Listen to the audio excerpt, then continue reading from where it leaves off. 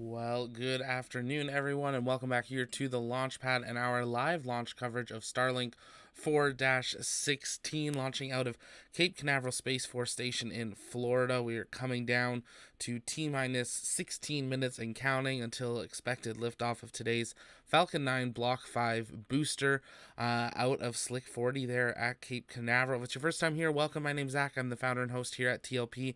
Here at the Launchpad, it's our mission to inform and inspire the explorers of tomorrow because we believe that space is better together, and we're glad that you guys are here with us today. Let us know where you're tuning in from in the chat. Take a moment, hit that like button, and share it out as well as we come down to T-minus 15 minutes, 30 seconds, and counting until liftoff today. If you were expecting a double feature, and we're excited for that, unfortunately, RocketLab, who was supposed to be doing their first ever Electron helicopter catch after launch about an hour and a half from now, did delay their launch a couple of days, so we hope you'll join us for that in a few days once they confirm a new launch date, currently targeting the first couple days of May, so make sure you stay tuned for that. But we're here for yet another Starlink launch. This is the 16th set being launched into the fourth shell.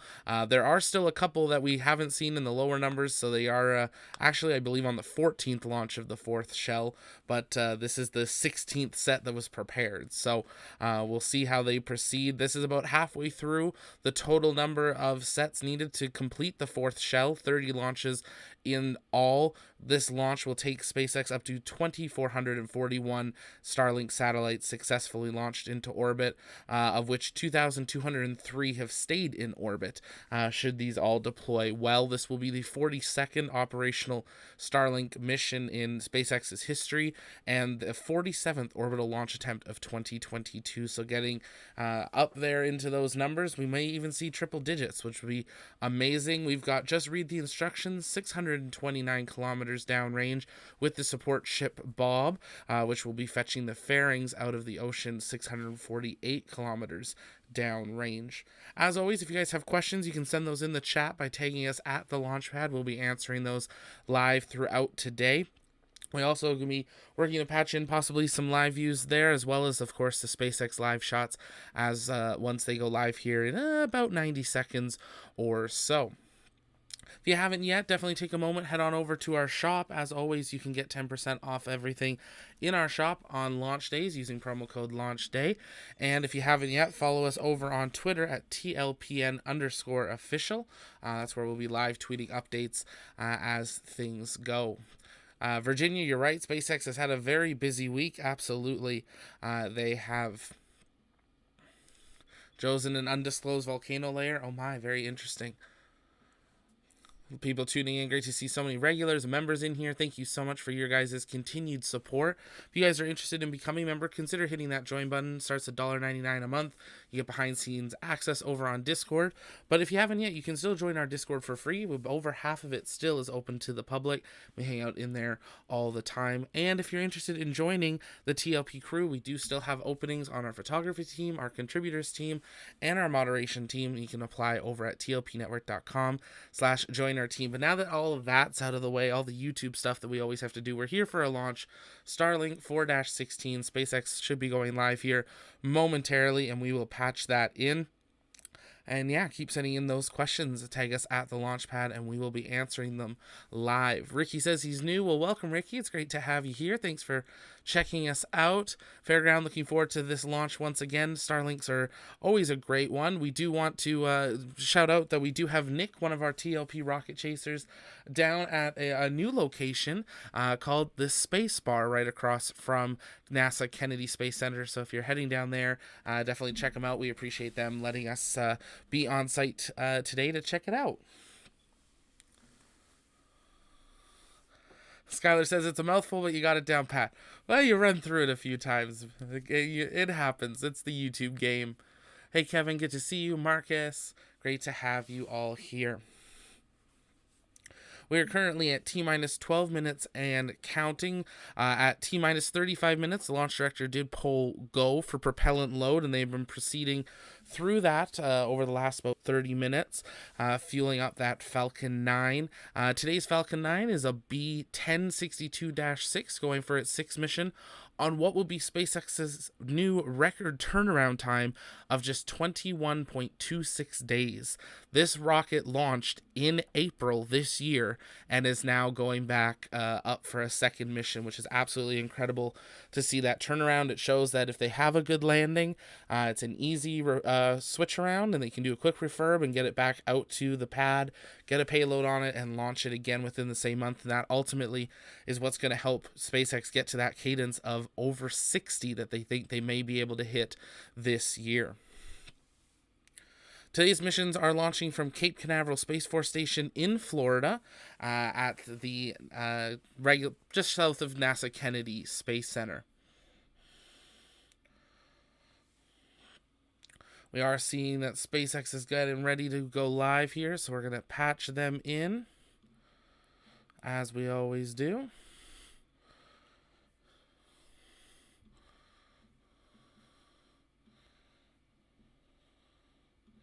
There we go.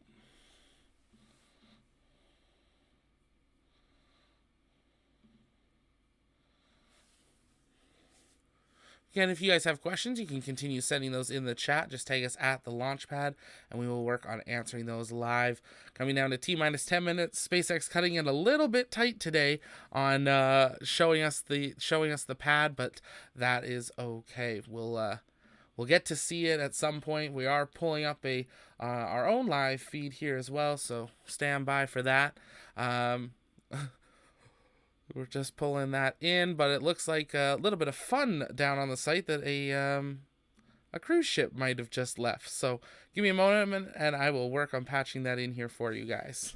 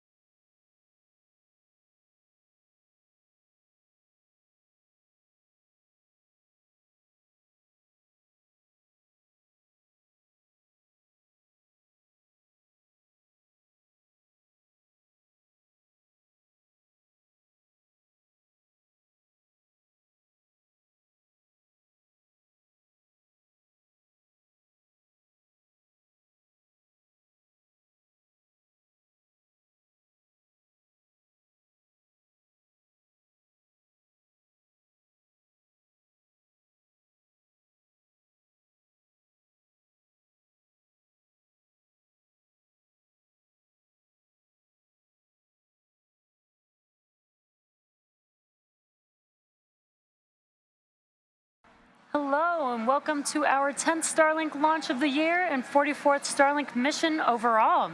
My name is Jessie Anderson. I'm a production and engineering manager here at SpaceX, and I'll be your host today as we follow Falcon 9's launch from Florida's Cape Canaveral Space Force Station, Space Launch Complex 40, about 8 minutes from now.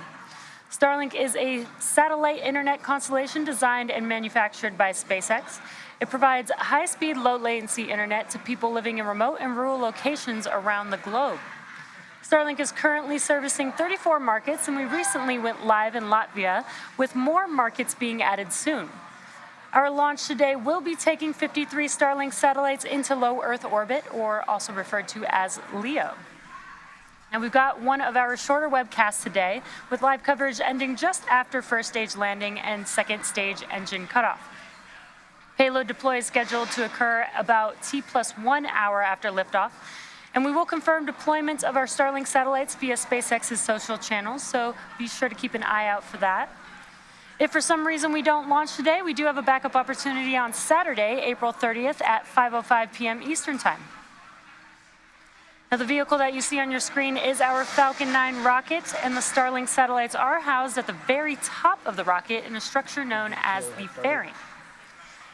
And there you can see the fairing on your screen. The job of the fairing is to protect the Starlink satellites until we reach the vacuum of space. At that point, we will jettison the fairing halves and attempt to retrieve them once they return back down to Earth. The fairing halves protecting our Starlink satellites today are flying for the second time. And if you're familiar with SpaceX, you know that reusability is one of our top priorities, as it is key to reducing the cost of space access for all of us. Falcon 9 is the only orbital class rocket in the world capable of reuse, which means that it's the only rocket that can boost its payload to orbit and then come back down to Earth to be flown again. Now, the part of the rocket that's responsible for powering these repeat trips to space is called the first stage, and it's the bottom portion of the vehicle that you see on your screen. The dark soot that you might be able to see around the base of the vehicle are remnants from its previous launches. This particular booster has supported 5 previous missions. GPS-3 Stage 1, RP-1 load is complete. GPS-3 Space Vehicle 4 and 5, Inspiration 4, a Starlink mission, and most recently AX-1 or Axiom-1, which just launched 3 weeks ago. In fact, the booster that you see on your screen had the fastest turnaround time to date. The AX-1 mission launched on April 8th, so it only took the teams 9 days to refurbish, and today marks 21 days to get it back to the launch pad to support today's mission. That's a great milestone for our teams, as it brings us one step closer to providing fast and reliable access to space for all. Now, the number 9 in Falcon 9 references the 9 engines on the first stage. There's actually 10 engines on the vehicle overall. The 10th engine powers the second stage, which is the portion of the rocket that you see on your screen at the very top of the rocket below the fairing. Now, while the first stage powers us out of Earth's atmosphere and into space, the second stage takes the satellites to their targeted drop-off orbit. After the first and second stages separate, the second stage will ignite its single Merlin vacuum engine and carry our satellites to low Earth orbit. Though very similar to the Merlin 1D engines on the first stage, the Merlin vacuum engine has a larger nozzle that allows the second stage to perform better in the tank suppressing for strong back retract. Allows the MVAC engine to perform better in the vacuum of space. Now, following separation of the second stage, we will be attempting to recover the first stage for a 6th time on our drone ship. Just read the instructions, and you can see that there live on your screen. Blower has started. And if successful, it will mark the 117th recovery of a Falcon 9 first stage. Now, we are coming up upon the TE retraction, and to do so, the clamp arms need to open, and you can see on your screen those clamp arms just below the fairing are opening up. Once they're fully open, the transporter erector will start to move slightly away from the vehicle and clear its way for liftoff. If you've been following along, you know that we've had a pretty busy week here at SpaceX. On Sunday, the first ever private astronaut mission to the International Space Station undocked from the floating laboratory and safely splashed down the following day in the Atlantic Ocean. After 17 days in space, here you can see the Axiom astronauts taking their first breaths of fresh air in more than 2 weeks. Here you can see Commander Michael Lopez Alegria, pilot Larry Connor, and mission specialist Mark Pathy and Eitan Stiba. Then early Wednesday morning, SpaceX launched Crew 4, carrying NASA astronauts Kjell Lindgren, Bob Hines, Jessica Watkins, and ESA astronaut Samantha Cristoforetti to the International Space Station. It took the crew about 16 hours after liftoff to reach their destination. Stage 1 LOX load is complete. And along the way, they took a moment to have some fun and give us a little tour around the Dragon spacecraft. And we're not done yet. With Crew 4's arrival to station, Crew 3 is now preparing to return back to Earth after their long-duration stay aboard the International Space Station. So stay tuned for more on that. And this has also been a great week for anyone who's ever had a bad Wi-Fi experience on a plane, as Starlink is now coming to air travel. JSX, a regional air carrier in the continental United States, and Hawaiian Airlines have both selected Starlink as their in-flight internet provider. And both airlines will make Starlink service available to every passenger without complicated login or payment screens, so that when customers get on the plane, the internet just works. So that's very exciting. But with just a couple minutes left to go, Falcon 9 is moving into the final stages of the countdown. We already heard LOX load complete on the first stage. We are awaiting completion of LOX load on the second stage here.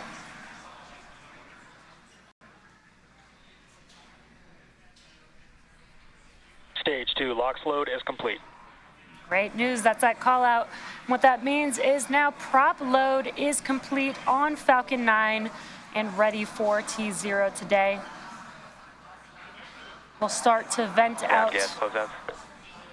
Start to vent out the liquid oxygen lines on the transporter erector, so you can see those white clouds there on your screen. And then at the T-minus 1 minute mark, the Falcon 9 flight computers will take over the launch countdown.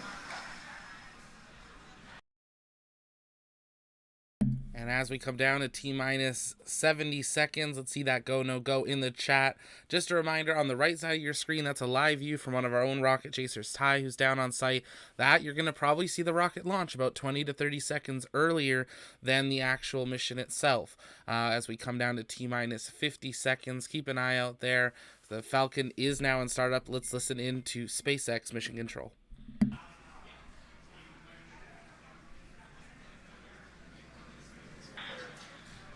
Falcon 9, Starlink 416, LD is go for launch. And great news, we are go for launch. 30 seconds. Now with all systems go, let's watch as Falcon 9 takes our 53 Starlink satellites into orbit.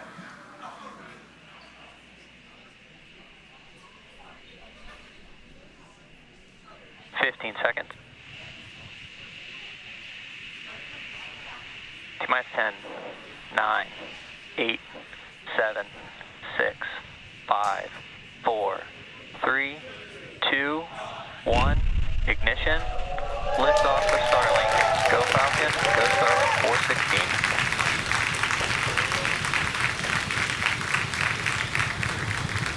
Vehicle is pitching downrange. MOD chamber pressure is nominal.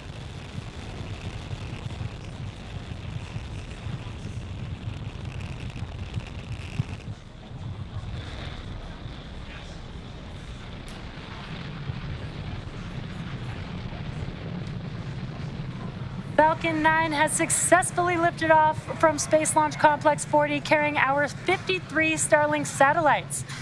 Now, although at liftoff gravity is pulling the vehicle straight down, as we ascend, we tilt the engines. Power and telemetry nominal. And tilting those engines is called gimbaling. That turns the rocket horizontally, and you can kind of see that there on your screen. So we are still going up, but we're also heading horizontally away from the launch pad. And that is what we call a gravity turn. And we are coming up on max Q here in a few seconds.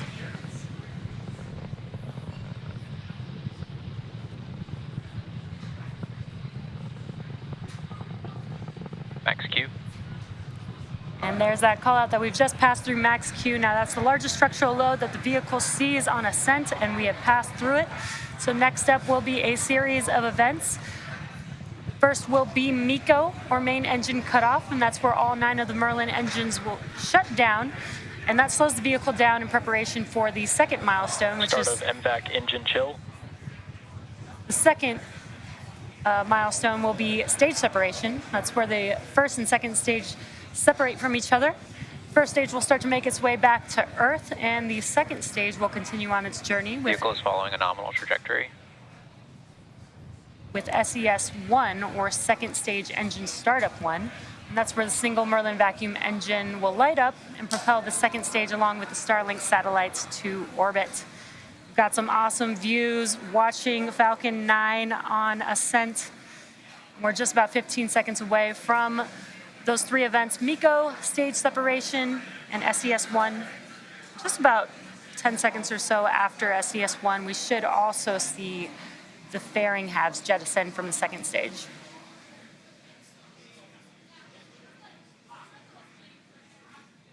Main engine cut off. Stage separation confirmed.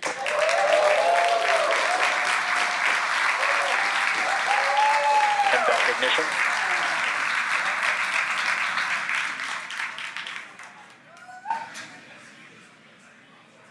Bearing separation confirmed.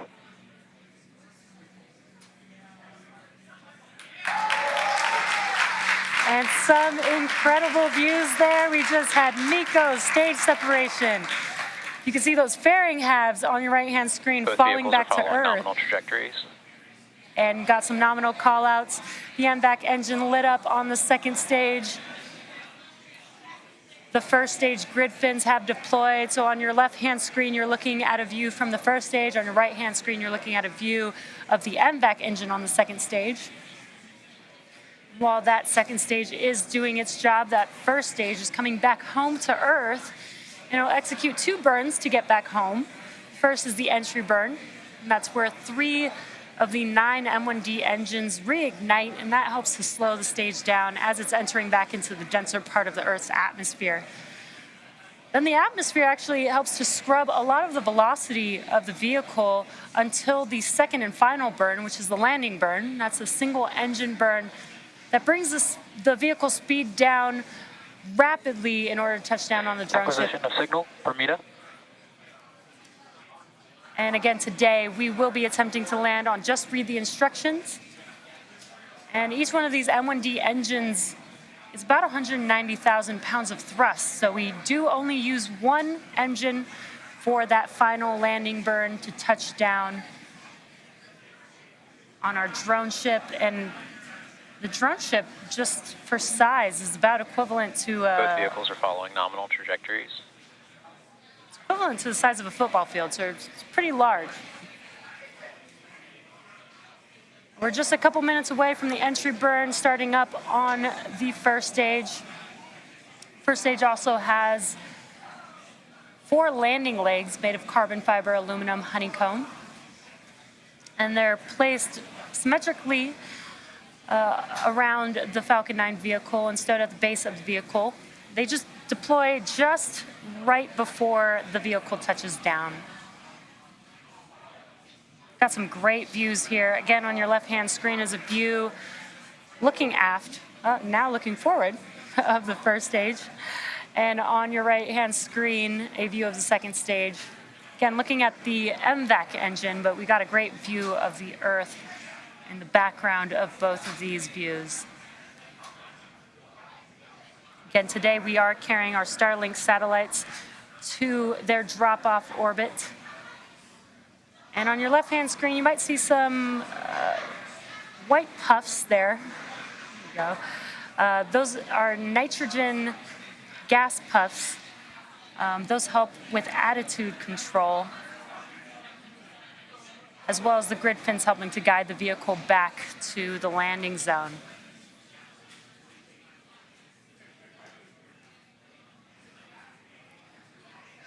Everything's still looking nominal. Stage 2 on a nominal trajectory. Stage 1 entry burn startup. Stage 1 FTS is saved. And on your left-hand screen, you can see those engines reigniting. This burn will last about 20 seconds long. This is the entry burn for the first stage.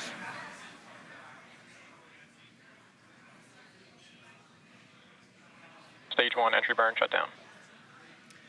And as you saw, those engines shut down. That concludes the entry burn. Both vehicles continue to follow nominal trajectories. And just the callouts that we want to hear, everything is still looking nominal for both vehicles. Now we are just about a minute away from the landing burn beginning on the first stage. Again, as I mentioned, the atmosphere helps to scrub a lot of the velocity as first stage makes its way back to the landing zone after the entry burn has concluded.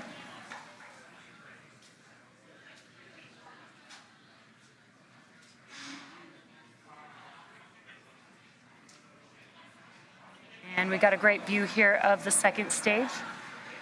And I mentioned that soot earlier on the first stage. As you saw, the vehicle... Stage 1 transonic. The first stage vehicle actually enters back into the Earth's atmosphere with the engines first, so it is flying through its own plume. And the fuel for Falcon 9 is a kerosene, which is carbon-based, and that's what creates that soot onto the vehicle.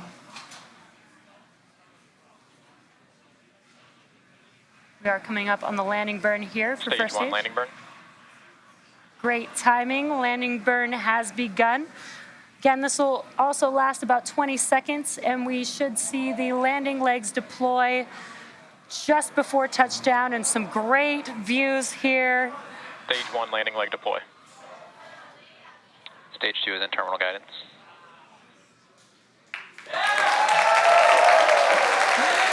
Incredible Stage 1 views. landing confirmed. Falcon 9 has landed on our drone, so just read the instructions. What an incredible landing. This marks the 117th recovery of a first stage booster.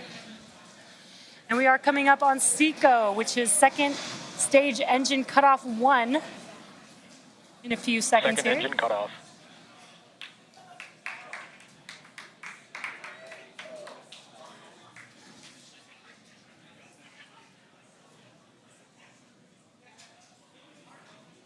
Nominal parking orbit.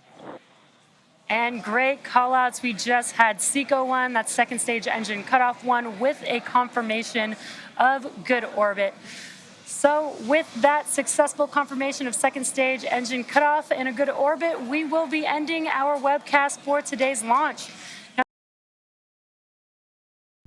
They might be ending it, but we'll be staying live. We're going to be tracking till deployment. We are expecting to see a second stage burn at T plus 4522 for about 2 seconds, and then Starlink deployment at 5930. So we hope that you'll stay with us. If you haven't yet, though, take a moment, hit that like button. It really does help us out. And we'll be answering your guys' questions, so you can send those in the chat by tagging us at the launch pad. As always, it's launch day, so you can get 10% off of everything over on our shop using promo code LAUNCHDAY. If you haven't yet, also consider joining the TLP Discord. It's totally free to do so. And if you're interested in joining our TLP crew and becoming a rocket chaser with us, head on over to tlpnetwork.com/join our team. Our applications are open for our moderator positions, photographers, videographers, and contributors. We'd love to see you joining the TLP crew. But we thank you guys for joining us for our live launch coverage of Starlink 4-16. We're not going to go anywhere. We've got about 45 minutes or so until deployment of 53 more Starlink satellites into low Earth orbit. Again, if you guys have questions, you can keep sending those in the chat. And then for the second little bit, we'll be just listening into some space tunes. But that landing was absolutely perfect, dead smack in the middle, which was really great to see them having, quickest turnaround, just 21 days, and then having that good of a landing is great to see. Hopefully we see another short turnaround for booster 1062 getting ready for -7. That booster should come back into the port of Canaveral in the next about 48 to 72 hours. Then it'll be lifted off the drone ship. Just read the instructions and be taken back into Cape Canaveral towards SpaceX's facilities for refurbishment.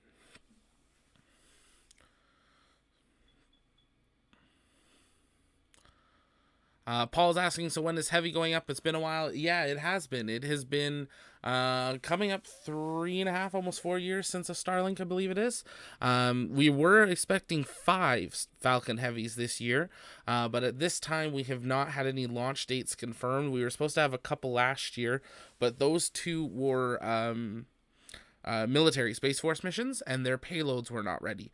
So those were delayed to this year, which is why we're up to 5 scheduled for this year, but no confirmed dates. There is, though, a Falcon Heavy in the hangar at Pad 39A.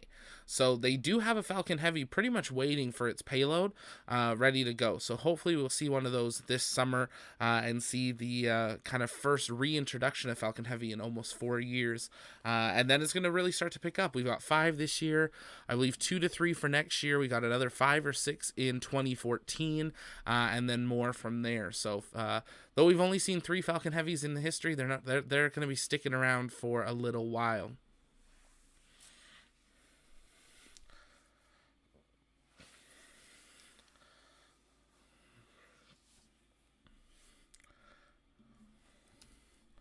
And if you're just joining us, welcome here to the launch pad. You're watching our live launch and deployment coverage of Starlink 4-16. We just had a successful launch out of Cape Canaveral Space Force Station at Slick 40 about 15 minutes ago. The first stage, a successful landing back down on Just Read the Instructions, and the second stage now making its way past Canada and up over to Europe on its way for deployment. We are expecting a 2-second second stage engine burn to occur at T plus 45 minutes 22 seconds, and then Starlink deployment at T plus 59:30. And we hope that you will stay here with us. Keep sending in your questions, taking us at the launch pad, and we will be answering those live.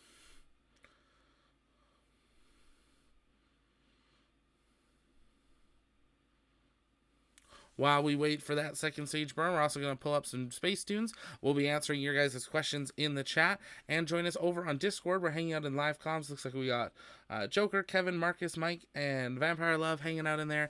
You can join us over there, and I'll be in comms as well while we await Starlink deployment. But that's going to wrap up our audio commentary until we see that second stage burn. So stay with us right here on the launch pad for our continued coverage of Starlink 4-16.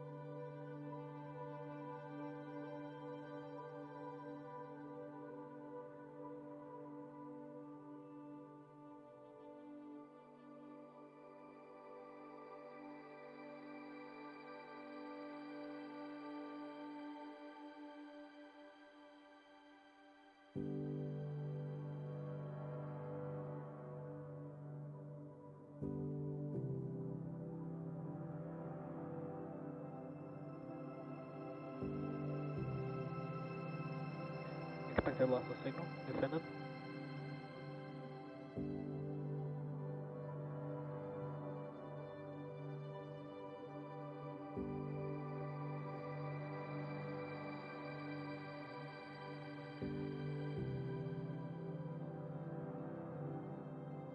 Acquisition of signal, Goonilly.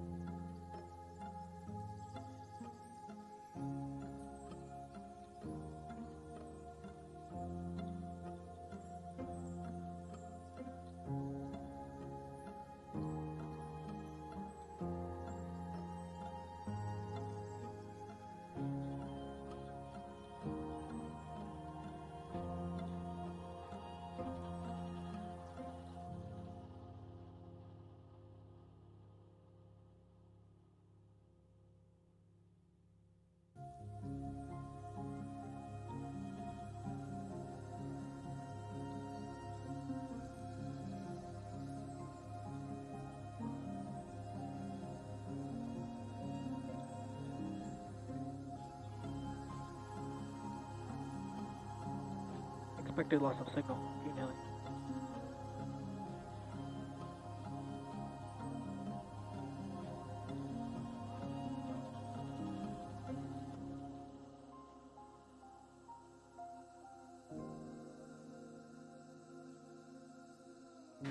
Just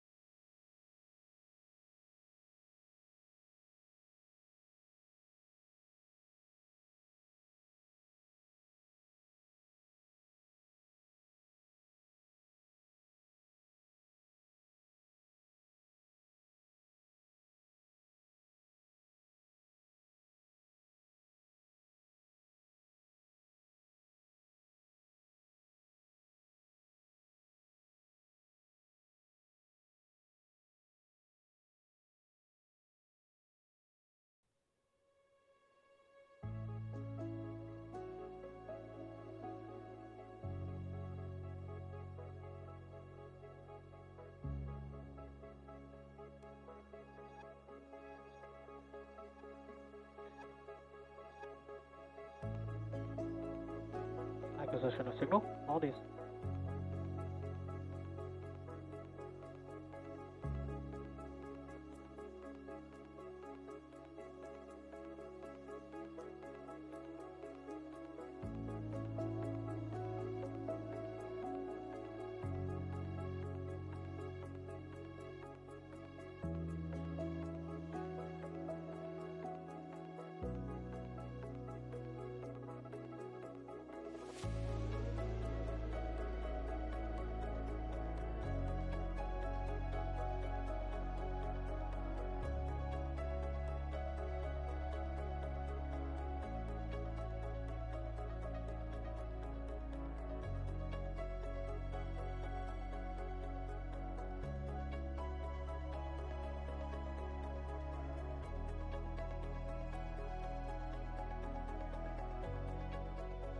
Acquisition of signal. Reef.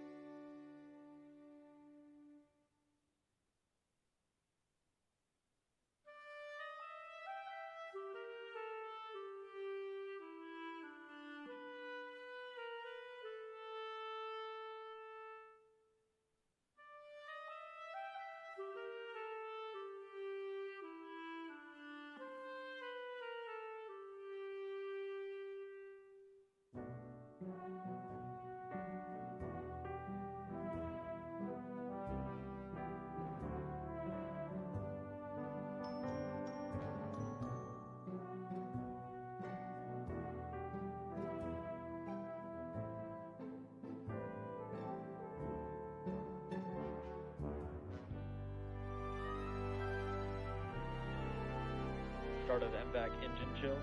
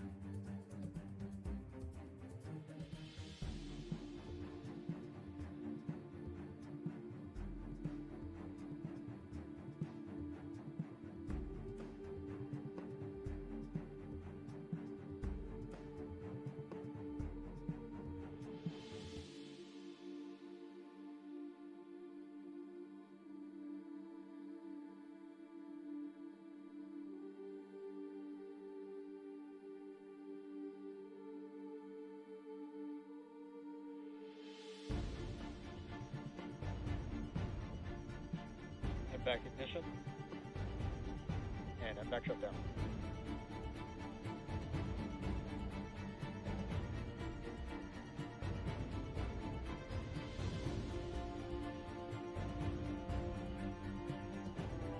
Nominal payload deploy orbit insertion.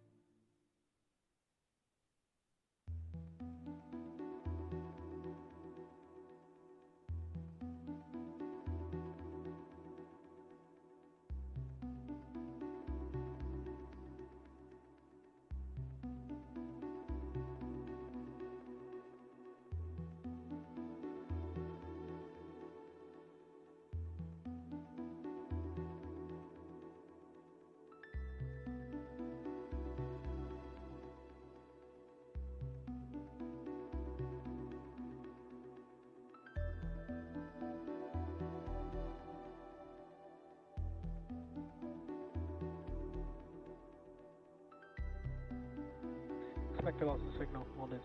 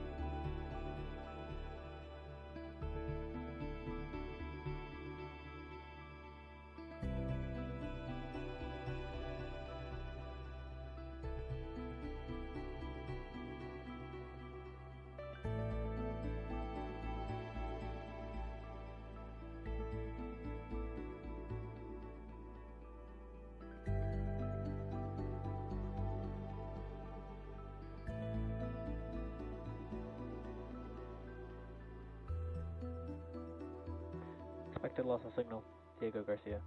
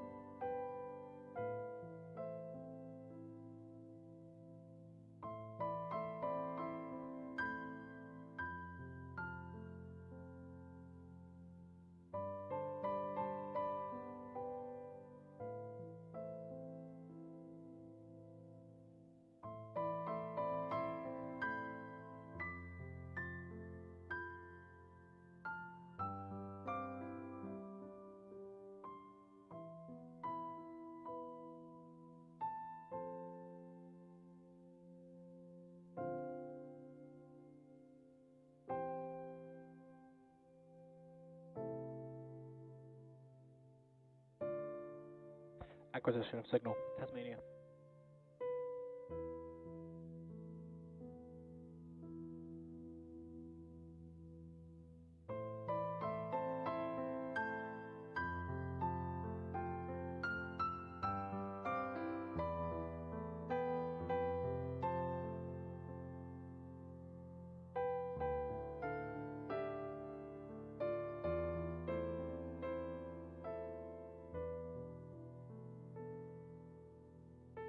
Starlink separation confirmed.